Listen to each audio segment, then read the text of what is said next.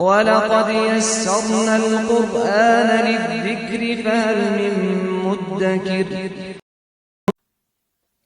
الحمدللہ رب العالمین والصلاة والسلام علی سید المرسلین وعلی آلہ وصحبہ اجمعین۔ سبحان اللہ وبحمدہ سبحان اللہ العظیم۔ ربی اشرح لی صدری ویسر لی امری واحلل عقدۃ من لسانی یفقہوا قولی۔ اللہم فقہنا فی الدین، آمین یا رب العالمین۔ عزیزان گرامی، فہم القرآن کی اس سلسلہ وار محفل میں آج انشاءاللہ اللہ تبارک و تعالیٰ کی توفیق سے ہم سورۃ النحل اس کا جو ہے وہ حاصل مطالعہ آپ کی خدمت میں رکھیں گے، اور یہ سورہ مبارکہ 128 آیات پر مشتمل سورہ ہے، اور یہ مکی صورت ہے، اور اپنے موضوعات کے اعتبار سے ہم ان کو 6 گروپس میں تقسیم کر سکتے ہیں۔ اور اس میں اگر گروپس کی بات کی جائے تو پہلا گروپ آیت نمبر 1 تا آیت نمبر 21 یہ تشکیل پاتا ہے۔ اس گروپ میں نزول قرآن کے مقاصد، دعوت توحید اور انذار، ان آیات کو ہمارے سامنے جو ہے یعنی کہ دعوت بھی دی گئی ہے اور متنبہ بھی کیا گیا ہے، اور اسی طرح اپنے رب کو پہچاننا، اس کی ربوبیت کو اختیار کرنا یعنی کہ خالق کائنات، اس کی پہچان اور اس رب کے فیصلوں کو تسلیم کرنے کے حوالے سے بات کی گئی ہے۔ دوسرا گروپ آیت نمبر 22 تا 34 ہے۔ اس میں قریش کے خلاف فرد جرم عائد کی گئی، اور قریش کے جو ہے وہ جو جرائم تھے ان کو بیان کیا گیا ہے۔ تفصیل میں اس پہ متکبر جو منکرین تھے اور جو آخرت کا جو ہے وہ انکار کرتے تھے ان کے حوالے سے بات ہوئی، متقین کے اجر کے حوالے سے بات ہوئی، اور آخرت میں جو ان حوالوں سے ان گروہوں کا جو انجام ہوگا خیر پر یا شر پر، اس کے حوالے سے بات ہوئی ہے۔ اور تیسرا گروپ جو ہے وہ آیت نمبر 35 سے لے کر آیت نمبر 99 تک ہے۔ اس گروپ میں منکرین توحید و رسالت و آخرت کے حوالے سے جو ان کے اعتراضات تھے ان کو رد کیا گیا، اور اللہ تبارک و تعالیٰ نے توحید و رسالت پر مبنی دلائل پیش کیے، اور اس کے حوالے سے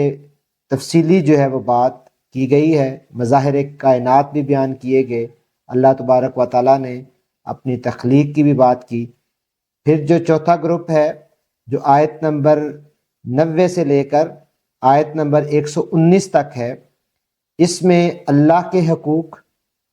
اور اللہ کے بندوں پر جو حقوق ہیں اس کے حوالے سے بات کی گئی ہے۔ حلال و حرام کے کچھ ضمنی احکامات ہمارے سامنے آتے ہیں، اور تفصیل کے ساتھ جو ہے وہ حقوق العباد کی بات ہوتی ہے۔ جو مظلوم مومنین ہیں ان کو تسلی دی جاتی ہے، اور ہجرت کرنے والوں کو جنہوں نے اللہ کی راہ میں ہجرت کی ہے ان کو بشارت دی جاتی ہے۔ اس کے بعد جو پانچواں گروپ تشکیل پاتا ہے وہ آیت نمبر 120 تا آیت نمبر 124 ہے۔ اس میں جو ہے وہ یوم سبت کے احکامات، ان کو دینے کے پیچھے کیا وجوہات تھیں، اور اس کے ساتھ ساتھ حضرت ابراہیم علیہ السلام کی سیرت اور توحید الہی پر اور شکر پر جو ہے وہ استدلال پیش کیا گیا ہے۔ اور جو چھٹا گروپ اپنے مضامین کے اعتبار سے ہمارے سامنے تشکیل پاتا ہے وہ آیت نمبر 125 تا آیت نمبر 128 ہے۔ اس میں صبر، ثابت قدمی، تقوی، حکمت، احسان، اور اس کے ساتھ ساتھ جو ہے وہ دعوت و تبلیغ کی ہدایت دی گئی ہے۔ تو یوں اگر ہم اجمالی طور پر دیکھیں تو اس پوری سورہ مبارکہ کا جو مرکزی مضمون چند سطور میں ہم اس کو بیان کرنا چاہیں تو منکرین توحید و رسالت و آخرت کے ساتھ مجادلہ، خالق و رب کائنات کو الہ تسلیم کرنے کے حوالے سے مطالبہ پیش کیا گیا ہے کہ اس خدا کو جس کو تم خدا کہتے ہو اس کو رب مان لو، الہ مان لو، اور مسلمانوں کو صبر کی، تقوی کی، حکمت کی، احسان کی تلقین کی گئی ہے،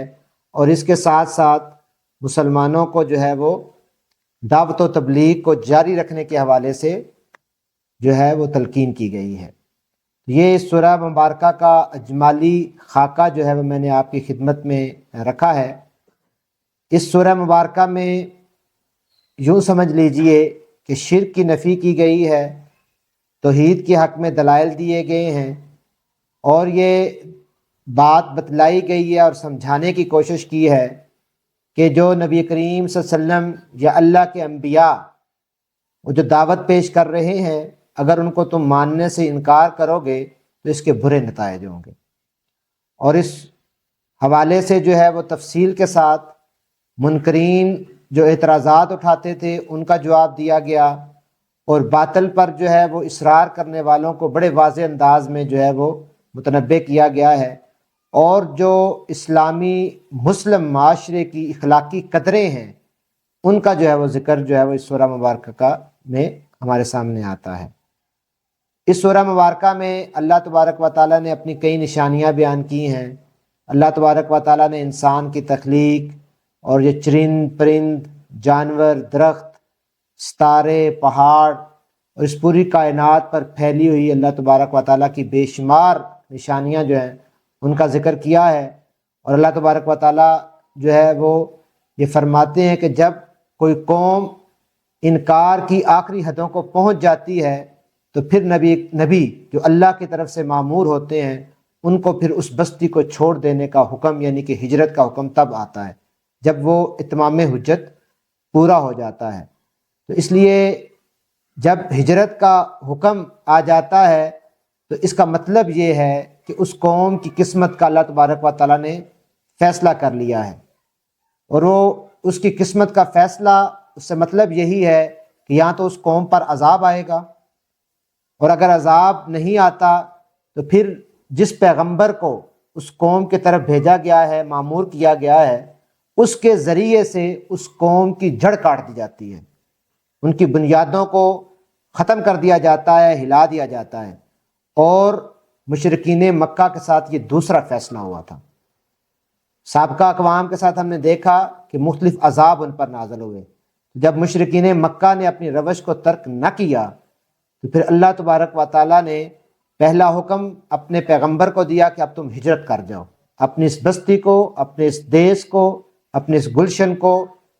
چھوڑ دو، اب یہ گلشن تمہارا نہیں ہے، لیکن یہ تمہارا بنے گا جب اللہ تبارک و تعالیٰ کو منظور ہوگا۔ تو پھر اللہ تبارک و تعالیٰ کے مشیت کے تحت دوبارہ کچھ عرصے بعد اسی بستی میں مشرکین مکہ کی جڑ کاٹ دی گئی، ان کی بنیادوں کو ہلا دیا گیا، اور اللہ کے نبی صلی اللہ علیہ وسلم کو فاتح انداز میں اس میں داخل کیا گیا۔ اور پھر ہم یہ دیکھتے ہیں کہ مکہ کی حدود میں مشرکین اور کافرین کے داخلے کو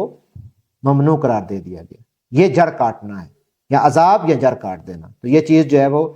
یہ پھر ہم دیکھتے ہیں کہ اس ہجرت کے بعد چند ہی سالوں میں جو ہے وہ جزیرہ نمایاں عرب میں پورے کفر کی جو ہے وہ بساط لپیٹ دی گئی تھی اور اسلام کو غالب کر دیا گیا تھا۔ تو بہرحال یہ پوری بات کرنے کے بعد پھر جو ہے وہ کفار اور اہل ایمان کی جو کیفیت ہے وہ اللہ تبارک و تعالیٰ نے بھی بیان کی ہے، اور یہ بھی فرمایا ہے کہ جب وہ موت کا وقت آ جاتا ہے تو پھر یہ کافر جو ہیں یہ معذرتیں پیش کرتے ہیں، لیکن ان کی معذرتیں جو ہے نا یہ قبول نہیں ہوں گی۔ جب جہنم کا نقشہ دکھا دیا جاتا ہے، جب موت کا وقت جو ہے وہ آ جاتا ہے، تو اس موت کے وقت پہ جو کافرین ہیں، منکرین ہیں، مشرکین ہیں، وہ تو غم زدہ ہوتے ہیں، وہ تو پریشان ہو جاتے ہیں، وہ تو اپنی تباہی اور اپنا انجام دیکھ رہے ہوتے ہیں، لیکن جو اہل ایمان ہوتے ہیں ان کے تمام غم دور ہو جاتے ہیں، اور ان سے پھر یہ کہا جاتا ہے کہ سلام ہو تم پر، اور ان کو جنت کی خوشخبری دے دی جاتی ہے۔ یہ جو ہے خوش نصیبی ہے، خوش بختی ہے اور یہ اعزاز ہے، یہ سعادت ہے، اور بدبختی اور بدنصیبی ان لوگوں کے لیے ہے جن کے حوالے سے پھر اللہ تبارک و تعالیٰ جو ہے وہ اس طرح کا فیصلہ کر لیں کہ ان کو جو ہے وہ انجام سے دوچار کرنا ہے۔ اسی طرح اللہ تبارک و تعالیٰ نے سورہ مبارکہ میں جو ہے وہ اپنی تخلیق کی جو ہے وہ کئی مثالیں دی ہیں کہ آپ میری ایک ایک تخلیق کو دیکھو تو اس میں سے تمہیں کہیں کہیں جو ہے وہ اس کے مظاہر تمہارے سامنے آئیں گے اور کئی کئی عنوانات سجیں گے۔ تم ایک شہد کی مکھی کو ہی لے لو، اس شہد کی مکھی کو کس طرح ہم بھیجتے ہیں، کس طرح ہم نے اس شہد کی مکھی پر اپنی وحی یعنی کہ اپنا الہام نازل کیا، اور کس طرح وہ پہاڑوں میں اور درختوں میں اور ٹہنیوں پر اپنی جگہ بناتی ہے، اور پھر اپنے جو ہے وہ چھتے بنا کر اور ایسا رس اور ایسا پھل اس سے نکلتا ہے، اور ایسا جو لیکوڈ اس سے نکلتا ہے کہ جس میں شفا بھی ہے، جس میں جو ہے اللہ تبارک و تعالیٰ نے شفا رکھی ہے، اور وہ بابرکت بھی ہے، اور وہ شربت جو ہے وہ اپنی لذت کے اعتبار سے بھی جو ہے وہ بہت خوب ہے۔ تو یہ اللہ تبارک و تعالیٰ کہہ رہے ہیں کہ یہ بہت بڑی جو ہے وہ نشانی ہے۔ اسی طرح کی اور بہت ساری جو ہے وہ نشانیاں تمہارے سامنے ہم رکھتے ہیں۔ پھر اللہ تبارک و تعالیٰ نے اس سورہ مبارکہ میں ان تمام نعمتوں کے ساتھ ساتھ ایک یہ بھی نعمت اس کا بھی ذکر کیا کہ یہ جو تمہارا خاندان ہے، یہ جو تمہاری بیویاں ہیں، تمہارے بیٹے ہیں، تمہاری پوتے ہیں، یہ سب جو تمہارا پورا کنبہ ہے، جن سے تم لذت اٹھاتے ہو، جن کے ساتھ اٹھتے بیٹھتے تم لطف اندوز ہوتے ہو، جن کے ساتھ تم اپنے دل کی باتیں کرتے ہو، ذہنی سکون میسر آتا ہے تمہیں، تمہاری تھکاوٹیں دور ہو جاتی ہیں اپنی اولاد کے ساتھ بیٹھ کے، اپنی رشتوں کے ساتھ بیٹھ کر۔ تو یہ جو ساری چیزیں ہیں یہ بھی اللہ تبارک و تعالیٰ کی عطا کردہ بہت بڑی نعمت ہے، ٹھیک۔ اور تم جو ہے وہ ان پوری نعمتوں کے اعتبار سے جو ہے وہ تمہیں جو چیزیں دی گئی ہیں ان کو بے شک تم کھاؤ پیو موج اڑاؤ، لیکن اللہ تبارک و تعالیٰ کی حدود میں رہتے ہوئے۔ تمہیں جو کان دیے، تمہیں جو آنکھ دی، جو تمہیں سوچنے والا دل دیا، یہ ساری اللہ کی نعمتیں، اس پہ اللہ کا شکر بجا لاؤ۔ تو یہاں یہ وہ عنوانات ہیں جو اس سورہ مبارکہ میں اللہ تبارک و تعالیٰ نے بیان کیے ہیں۔ تو یہ میں نے ابتدائی آپ کو ایک پوری تمہیدی گفتگو جو ہے وہ آپ کے سامنے رکھ دی ہے۔ اللہ تبارک و تعالیٰ نے اس سورہ مبارکہ کا آغاز انہی الفاظ سے کیا ہے، بسم اللہ الرحمن الرحیم،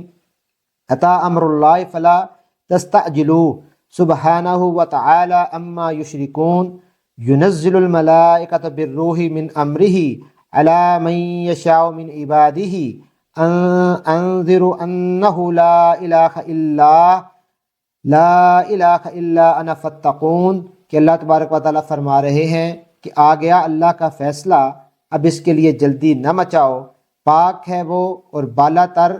ہے وہ ذات اس شرک سے جو یہ لوگ کرتے ہیں۔ وہ اس روح کو اپنے جس بندے پر چاہتا ہے اپنے حکم سے ملائکہ کے ذریعے نازل فرماتا ہے، اس ہدایت کے ساتھ کہ لوگوں کو آگاہ کر دو میرے سوا کوئی تمہارا معبود نہیں، لہذا تم مجھی سے ڈرو۔ اس نے آسمان اور زمین کو برحق پیدا کیا ہے، وہ بہت بالا و برتر ہے اس شرک سے جو یہ لوگ کرتے ہیں۔ یہ ساری وہ آیات ہیں اور یہ ساری وہ باتیں ہیں جو میں نے آپ اس کے بعد وہ پورا ایک سلسلہ کلام جو ہے اللہ تبارک و تعالیٰ آگے بڑھاتے ہیں جس میں اپنی نشانیوں کو بیان کیا ہے اور جس کا خلاصہ میں نے آپ کی خدمت میں جو ہے وہ رکھ دیا ہے۔ پھر آیت نمبر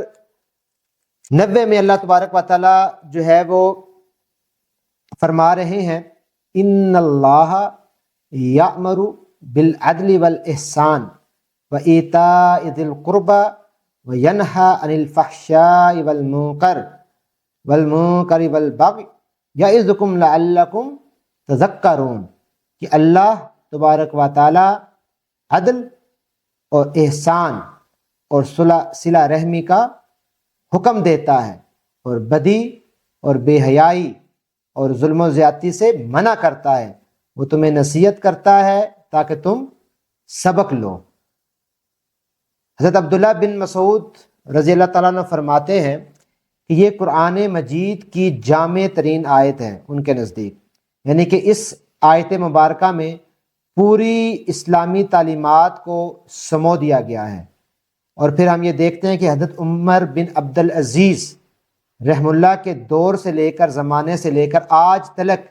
یہ سلسلہ جاری ہے کہ جمعے کے خطبے میں جو ہے وہ خطیب اس آیت مبارکہ کو ضرور کوٹ کرتے ہیں، اور آپ نے یہ آیت مبارکہ بارہا سنی ہوگی لیکن مزے کی بات یہ ہے کہ ہماری عام جو انسان ہے، مسلمان ہیں، ان کو اس کا ترجمہ نہیں آتا کہ وہ خطیب بیان کیا کر رہا ہے، اس میں بیان کیا کیا گیا ہے، کیونکہ ہم نے کبھی غور ہی نہیں کیا۔ اللہ تبارک و تعالیٰ نے اس آیت مبارکہ میں 6 باتوں کا حکم دیا ہے، جس میں 3 باتوں کے کرنے کا اور 3 باتوں سے بچنے کا، 3 جرائم کا، ظلم کے کاموں کا ذکر کیا ہے، اور 3 اچھے اور نیکی کاموں کا حکم دیا ہے۔ اللہ تبارک و تعالیٰ نے فرمایا ہے عدل سے کام لو، توازن، تناسب، بیلنس، یہ تمہیں اپنی زندگی میں لانا ہے اور عدل کی بنیاد پر فیصلے کرنے ہیں۔ دوسرا، احسان کا رویہ اختیار کرو، اپنا حق کم لینا اور دوسروں کو زیادہ دینے والا جو ہے وہ جذبہ اپنے اندر پیدا کرو، قابض نہ ہو جاؤ، حق تلفی مت کرو بلکہ دینے والے بنو، اپنے دلوں میں وسعت پیدا کرو، اور معاشرے میں جو تمہارے ساتھ جن تعلقات میں تم بندھے ہوئے ہو، احسان کا رویہ اختیار کرو اور صلہ رحمی کرو، رشتہ داروں کے حقوق ادا کرو، معاف کرنا سیکھو، عفو درگزر سے کام لو، محبتوں کو پروان چڑھاؤ، ان رشتوں کو جوڑو، ان کو توڑنے کی کوشش مت کرو۔ تو عدل، احسان اور صلہ رحمی یہ اسلامی معاشرے کے بنیادی اصول ہیں۔ اس سے خاندان جڑتا ہے، اس سے محبتیں پروان چڑھتی ہیں، اس سے جست واحد کی صورت اختیار کر جاتا ہے وہ معاشرہ جہاں پر اسلامی قوانین کا نفاذ ہوتا ہے، جہاں لوگ اللہ تبارک و تعالیٰ کے احکامات کی پاسداری کرتے ہیں، تو وہاں پر یہ چیز جو ہے وہ بدرجہ اتم موجود بھی ہوتی ہے اور اس کے اثرات بھی ہم دیکھتے ہیں۔ پھر 3 باتوں سے اجتناب کرنے کی تلقین کی گئی ہے، فحش کے کام، شرمناک کام، زنا اور ریانی کے کام، برائی پر ابھارنے والے کام، اس سے بچو، اپنے آپ کو بچاؤ، اور پھر منکرات سے اپنے آپ کو بچاؤ، عن الفحشاء والمنکر والبغی، کہ منکرات یعنی کہ نعمت کا غلط استعمال، بدعات، دین میں آمیزش نہ پیدا کرو، اس میں غلو کا شکار نہ اپنے آپ کو کرو، منکرات سے اجتناب برتو، جن چیزوں سے تمہیں روکا گیا ہے ان سے رک جاؤ، اور پھر کہ بغاوت، ظلم، دوسروں کے حقوق غصب کرنا، فساد پھیلانا، اس سے بچو، بغاوت کا ارتکاب نہ کرو، معاشرے کی بنیادوں کو مت ہلاؤ۔ یہ چیز جو ہے وہ 6 باتیں جو ہے نا یہ ذہن نشین جو ہے وہ کر لینی چاہیے۔ پھر اللہ تبارک و تعالیٰ آیت نمبر 125 میں فرما رہے ہیں ادعو الی سبیل ربک بالحکمہ والموعظۃ الحسنہ وجادلہم باللتی ہی احسن، کہ اے نبی صلی اللہ علیہ وآلہ وسلم اپنے رب کے راستے کی طرف دعوت دو حکمت کے ساتھ اور عمدہ نصیحت کے ساتھ، اور لوگوں سے مباحثہ کرو ایسے طریقے پر جو بہترین ہو، تمہارا رب ہی جانتا ہے کہ کون اس کی راہ سے بھٹکا ہوا ہے اور کون راہ راست پر ہے۔ تو یہاں پر دیکھیں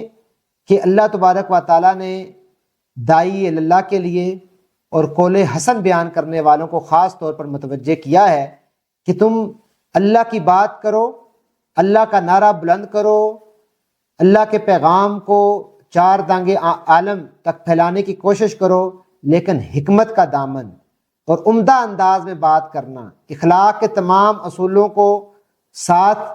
ملحوظ خاطر رکھتے ہوئے جو ہے وہ حکمت و تدبر کے ساتھ عمدہ انداز میں جو ہے وہ بات کرو، لوگوں سے مباحثہ بھی کرو، ڈسکشن کرو، تبادلہ خیال کرو۔ تبادلہ خیال جو ہے وہ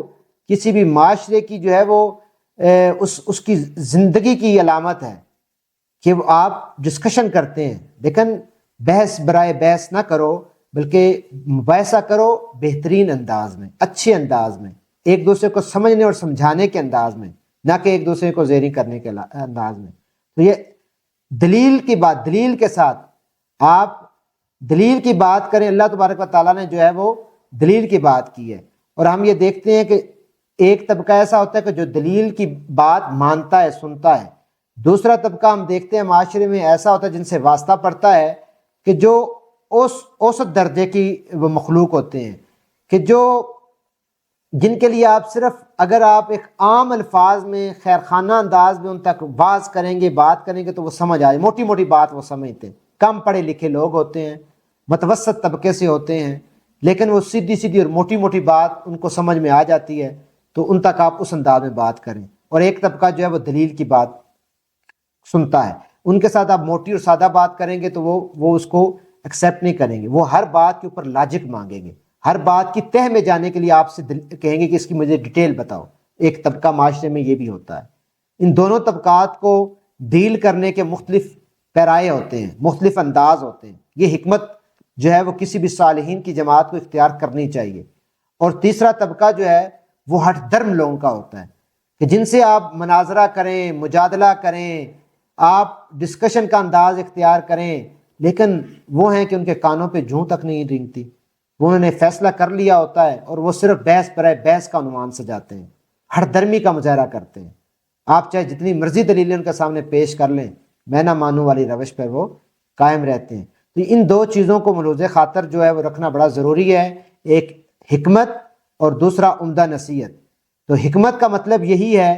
کہ بے وقوفوں کی طرح اندھا دھند جو ہے وہ تبلیغ نہ کی جائے، بلکہ دانائی کے ساتھ مخاطب کی ذہنی استعداد اور حالات کو سمجھ کر اور موقع محل کے مطابق جو ہے وہ بات کی جائے۔ ہر جگہ پہ ہر بات نہیں کی جا سکتی، تو موقع محل کے مطابق جو ہے وہ۔ اور عمدہ نصیحت کبھی یہی مطلب نکلتا ہے کہ دلائل ہی سے مطمئن جو ہے کرنے پر اکتفا نہ کیا جائے، بلکہ آپ اس کے جذبات کو بھی اپیل کریں۔ بعض کو ہوتا ہے کہ لوگ جو ہے نا ایک جذباتی فیلنگز رکھتے ہیں، ایموشنز ہوتے ہیں نا انسان میں، تو ایموشنز کو بھی ٹارگٹ کرنا چاہیے۔ کچھ بعض اوقات ایموشنل بیسڈ جو ہے نا باتیں ہوتی ہیں کہ جس کی بنیاد پر جو ہے وہ آپ کو جو ہے نا ہر وقت ایک خشک انداز میں گفتگو جو ہے نا وہ بھی اثر نہیں رکھتی۔ تو انسان جذبات کا مرکب ہے، اللہ تبارک جذبات نہیں ہے تو پھر تو کچھ بھی نہیں ہے۔ آپ کے تو ہر معاملے کے لیے کچھ نہ کچھ تو ایموشنز ہوتے ہیں نا جی، تو ان ایموشنز کو تلاش کریں اور ان ایموشنز کو ہٹ کریں۔ عمدہ نصیحت جو ہے وہ، تو اس لیے ان سارے عنوانات کو جو ہے وہ، اور بہرحال جو ہے جو نصیحت کرنے والا ہے اس کے جو ہے وہ دل میں ایک اخلاص ہو، تڑپ ہو، اصلاح کی وہ کوشش کرے، اور واقعتاً جو ہے وہ بھلائی کی نیت سے، اس کی جو ہے وہ خیر خواہی کی نیت سے جو ہے وہ اپنی کوشش کو کرے، تو اللہ تبارک و تعالیٰ جو ہے وہ دلوں کو کھولنے والا ہے، اور دلوں کے جو ہے نا اندر یہ جو